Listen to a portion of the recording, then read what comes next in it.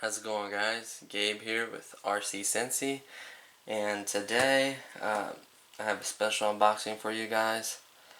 My fiance's brother actually owns this, and he was kind enough to let me do an unboxing on it. I've actually had RS4s, I'd say over 10 years ago, and it wasn't the 3, it was just the regular RS4 platforms. They were still nitros. They had the 15s in them, 0.15. It wasn't as advanced or as nice as these are, but they were still amazing vehicles for the time. These are just so much more advanced in so many ways. They're 50 plus easily with 20% fuel with a good tune. You run anything over 30% and learn to lean and tune better, not have it too lean, you can easily achieve 60 plus. So these are really amazing vehicles. Of course, they're 2.4 gigahertz. You get tuned pipes with them. You get 2 speeds. You get a really nice engine. Just nice body. This is the special version of this. It's the guy that always drift race that does the drift racing, and his Ford 1969 Ford Mustang SRX. This is the Nitro RS4 EVO Plus. So it's the evolution. So it's the pretty much the top when it comes to RS4s. It's the top one, the newest version. You can pick this up at a local hobby shop. You can also order them offline. They're pretty readily available. A lot of parts for HPI. That's what I do love about HPI, is the parts are really common for it. So this is going to be a unboxing slash initial reviews, initial impressions. I'm not going to run this today. It's been snowing outside, so I wouldn't do that to it. I wouldn't run it without him being there. We're probably going to go out together to a parking lot or somewhere and run it for you guys and show you how amazing this actually is. Just to take you back how long I've seen these cars race. Back in 1997, 98, I was going to this hobby shop called Pit Row. And it is in Kenwood in Cincinnati, Ohio. And they had races there. They were called basically pipe races. They used pipe to construct a race with pipe with different turns in it. And every weekend it would be different on a Sunday. And they had electric and nitro because it was outdoors. That was the sweet part about it. The only reason they ever stopped doing it is the parking lot that was behind the store. The tenants at the time didn't mind, but as soon as they sold it and renovated the store and everything, the other people just didn't want to give them the space no more. So unfortunately, they had to stop doing that. So that's just a flashback, show you how long I've actually seen these run and race. The electric ones are good. I'm not knocking it. Honestly, I kind of prefer nitro, but I'm getting more and more into electric, so I figured I'd show something nitro. I have a few more kits I like to show off as well, but this one's a really, really good representation of a street vehicle. How nice of a one you can get. Unfortunately, these are a little, I wouldn't say pricey. I'd say you're paying for what you get. You're getting a good, high quality vehicle. It's going to cost you anywhere from $350 to $400 depending where you buy it from. Local hobby shops should have it for about $370, $380 plus tax. You might find it cheaper on the internet, just vice versa, depending. Shop around and do your research. But let's go ahead and get into the main event here, the unboxing. Now he's ran it I think once or twice. So that is it. So it's basically a new vehicle. I'm going to be really nice with this. Let's go ahead and set this over here, and I'll slowly pull out each content and what you get now. Let's go ahead and start with the remote. I absolutely love this remote. It's really high quality. Sorry if I just nudged the camera. The antenna does flip up.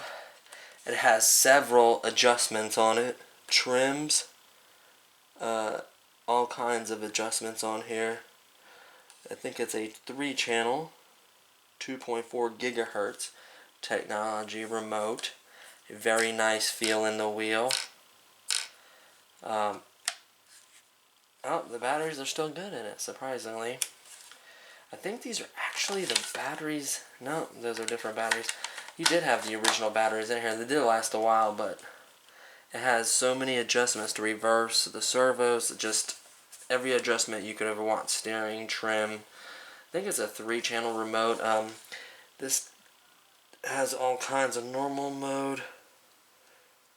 France mode, I honestly don't know what that is, but HPI racing controller. This is a really, really nice, high quality. You can feel it in the trigger. It's not cheap by any means.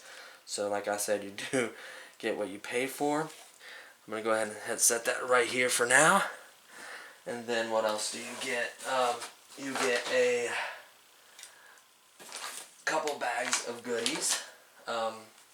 First thing is you get a spoiler. I don't want to open these products up because he hasn't opened it, but you can clearly see what it is. It is a clear spoiler. Now, this gives you the option, the bolts for the installation of the spoiler. This gives you the option to leave it clear or to paint it to match the car, which I'll show you here in a minute. So you have quite a few options with it. I think that's really cool they give you that. Then there's quite a few different products in here. Now this glow igniter did not come with it. I apologize. This was actually purchased the same day we purchased. Same day I guess he purchased the car. So that does not come with it. Let me take that out of there. And as well these grubs. These grubs right here are actually for the coupler that connects to the transmission. I call them grubs. They're 4mm by 6 socket set screws. These are really nice. You do want a lot of these. You never know how when they come loose on you or come out. So let me set these to the side. You do not get that as well, but everything else in here you do get. So let's slowly start taking out what you do get. First of all, it has so many adjustments for the suspensions. These are basically all extra parts they're willing to give you. Looks like a front wheel hub in there. Looks like a couple other back hubs. Looks like shock spacers to increase the tension on the shocks. They are oil-filled aluminum shocks. Looks like a couple, these are what we call body mounts to adjust the, so say you wanted to adjust your Mustang and you cut them or they weren't tall enough for a different body, you can change these because the ones that actually come on it are sized, the height is sized for that body.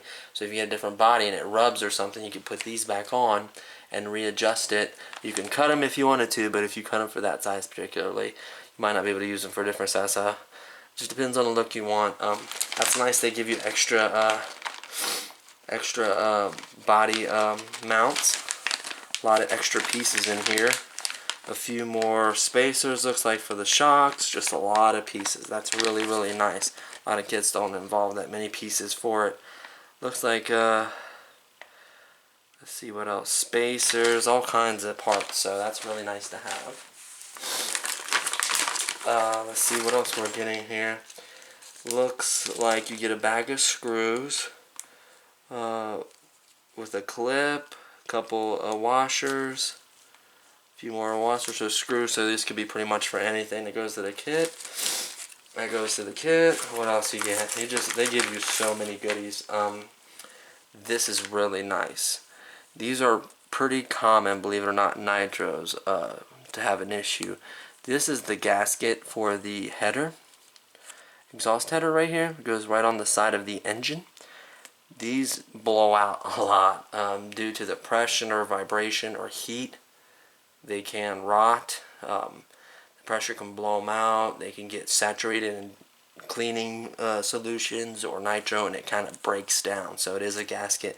Doesn't last forever. Looks like some important clip, probably the clip to the, I would say the clip to either the bell housing gear on the front where the clutch is, a spring probably inside the carburetor or something important like that. This pin is the one you use inside the hub that connects the wheel to it. Sorry, it's kind of hard to see in the plastics. Just a lot of important little pieces in here. Nice to have. Very, very, very nice to give you extras. And then you also get a tool kit that actually can access pretty much anything on here. These these you can do all your adjustments. Most of them are Allen wrench. Even gives you a smaller wrench to access any screws or nuts that are loose. That's really nice to give you tools for it. And then, we're not even near done yet. You get these small O-rings. Now these are usually used between a coupler and a dog bone on a drivetrain to take away the space it has to travel so it won't get loose on you or pop out. So those are nice. Then this brass ring right here is for the glow plug. Now this ring goes between the glow plug and the head of